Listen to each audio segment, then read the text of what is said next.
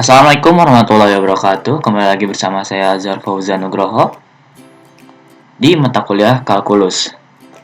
Kali ini saya akan menjelaskan tentang subbab yang pertama, yaitu tentang sistem bilangan real. Langsung saja kita ke pembahasannya. Yang pertama kita akan membahas tentang pengelompokan bilangan. Bilangan yang umum yang pertama yaitu bilangan kompleks. Bilangan kompleks merupakan bilangan yang terdiri atas bagian real dan bagian imajiner secara umum. Bila kompleks dilambangkan dengan A plus IB, dengan A dan B merupakan bilangan real. Adapun yang menyebabkan bilangan tersebut menjadi bilangan kompleks, yaitu keberadaan I, atau dapat disebut sebagai bilangan imajiner. Pada bilangan kompleks berbentuk A plus IB, bagian A merupakan bagian real, sedangkan bagian IB merupakan bagian imajinernya. Perhatikan contoh berikut. Contoh Z sama dengan 4 plus 3I. 4-nya itu bilangan real dan 3I-nya itu bilangan imajiner. Seperti itu. Lanjut, kita ke pengelompokan pecahannya. Ini secara inti.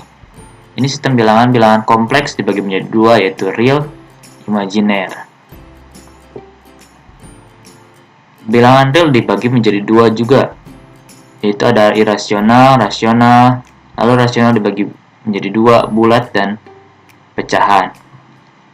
Ada lagi bilangan bulat tuh menjadi dibagi dua, yaitu ada bilangan bulat negatif dan bilangan bulat positif atau cacah. Bilangan imajiner adalah bilangan yang mempunyai I sama dengan akar min 1.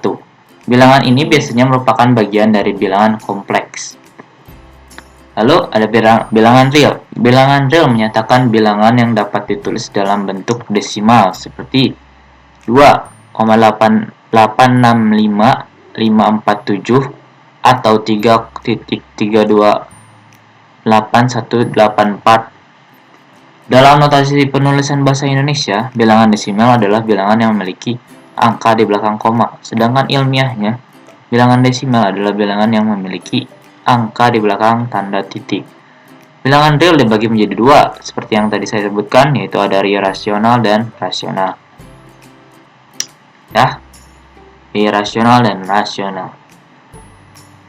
Bilangan irasional adalah bilangan real yang tidak bisa dibagi. Bilangan irasional tidak bisa dinyatakan sebagai A per B, ya, ini di expand. Ini tidak bisa, makanya ini pernyataan ini.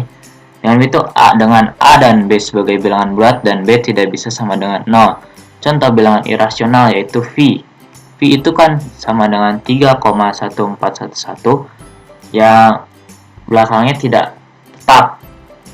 Dari belakang komanya angkanya tidak tetap, karena itu disebut bilangan irasional. Dan ada lagi nih contohnya E sama dengan 2,7181 dan seterusnya. Masih banyak lagi, dan akar 2. Lanjut kita ke bilangan rasional. Bilangan rasional adalah bilangan-bilangan yang merupakan rasio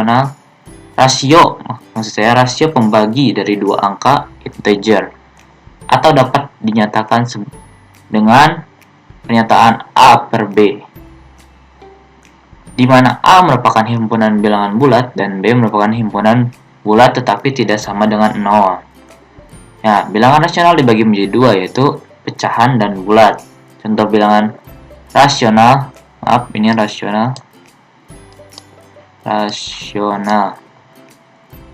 itu 1/2, 1/3, 2/3, 1/8, 7/8, dan seterusnya.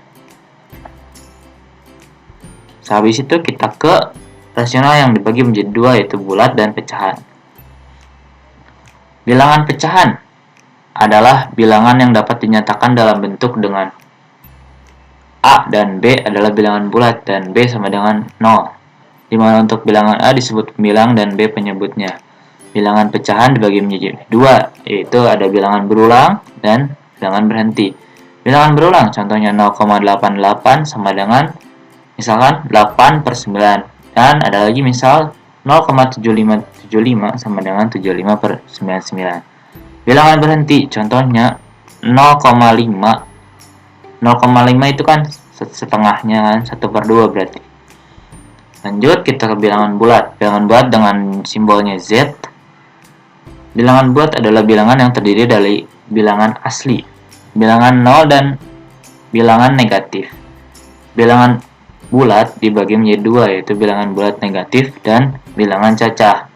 Contoh bilangan bulat itu -3, -2, -1, 0, 1, 2, 3, 4, 5, dan seterusnya.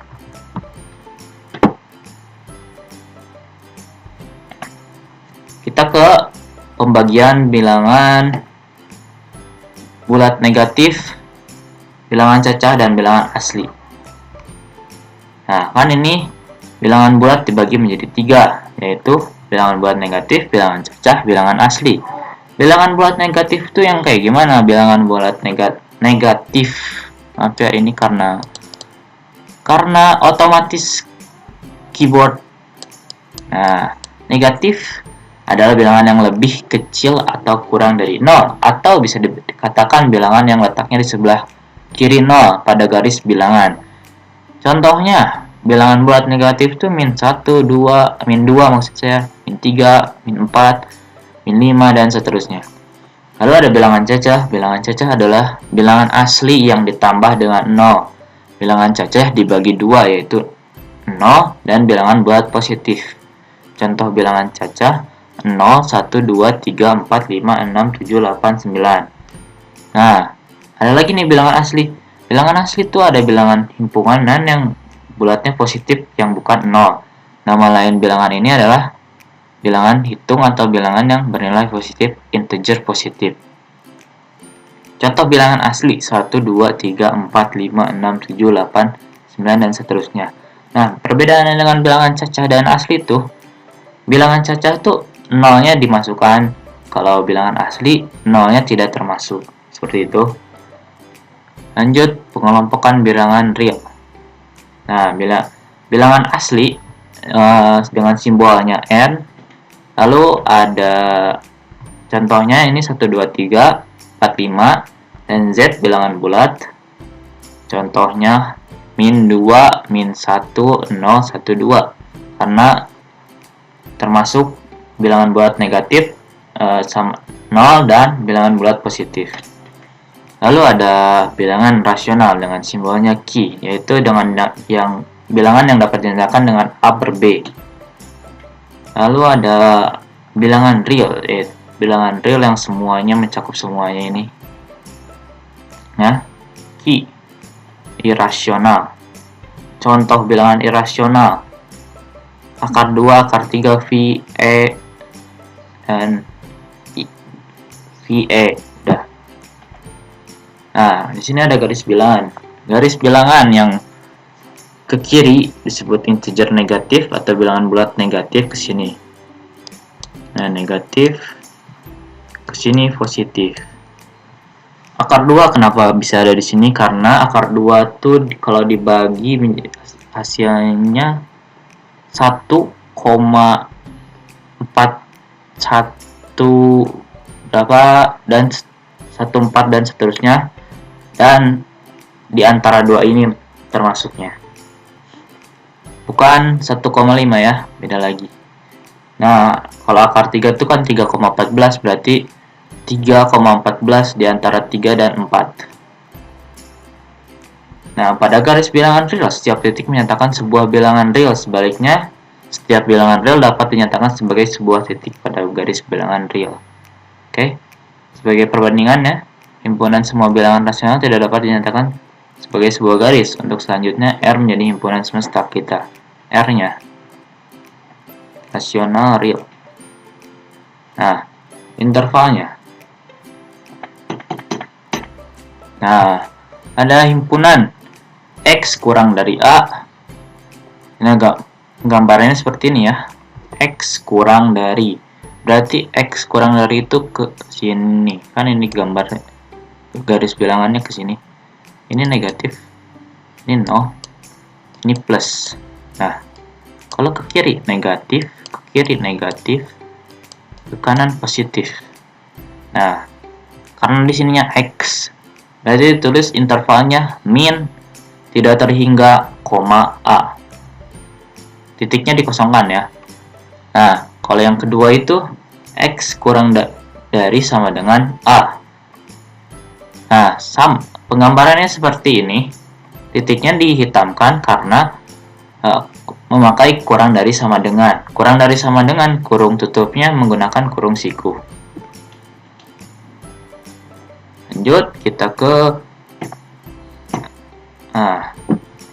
himpunan A kurang dari X kurang dari B. Intervalnya A, B, A ke B. Jadi digambarkan seperti ini. Oke. Lanjut ke bawahnya ada A kurang sama dengan X kurang sama dengan B.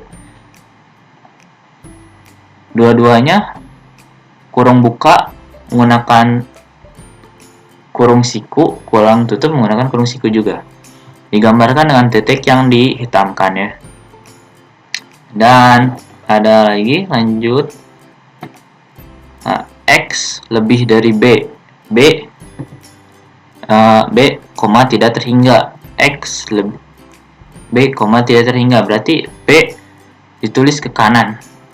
Karena X lebih dari B. Berarti ke kanan hasilnya. Sini.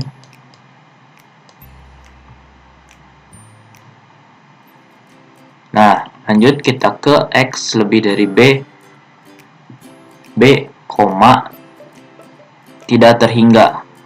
Nah, digambarkan seperti ini dengan titiknya yang dihitamkan. Sebaliknya kalau A juga X-nya yang di sini lebih dari, garisnya bisa juga ke sini yang A ini. Nah, jika ininya X lebih dari. Nah, lalu ada X bagian dari R dan intervalnya tidak terhingga, tidak terhingga. Gambarannya seperti ini. Karena tidak terhingga, tidak tahu sampai mana tujuannya, tidak ada akhirnya. Nah, sifat-sifat bilangan real. Sifat-sifat urutan. Ada trikotomi, yaitu jika X dan suatu bilangan maka pasti berlaku salah satu dari X kurang dari Y atau X lebih dari Y atau X sama dengan Y. Jadi jika ada salah satunya maka itu sudah berlaku. Nah, sifat selanjutnya ada ketransitifan. X kurang dari Y dan Y kurang dari Z, maka X kurang dari Z. Sudah seperti ini ya kalau digambarkan. X, Y, Z. Nah, X kurang dari Y, Y kurang dari Z, maka otomatis X kurang dari Z. Lanjut ke perkalian, sifat perkalian.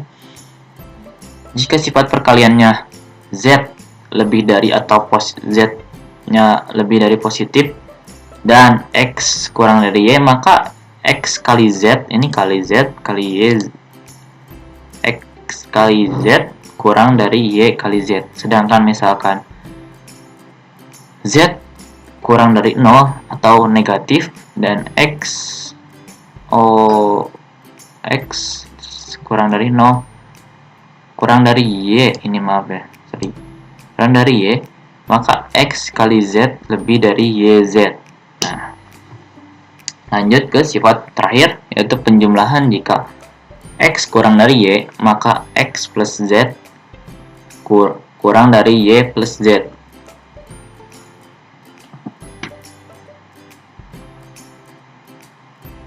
Sekian materi kita kali ini. Semoga materi tadi bisa bermanfaat bagi kalian yang sedang dalam pembelajaran yang sedang sulit atau apa dan lain-lain. Kita bertemu lagi di pertemuan materi mata kuliah kalkulus selanjutnya. Sekian dari saya, Azhar Fauzan Nugroho. Assalamualaikum warahmatullahi wabarakatuh.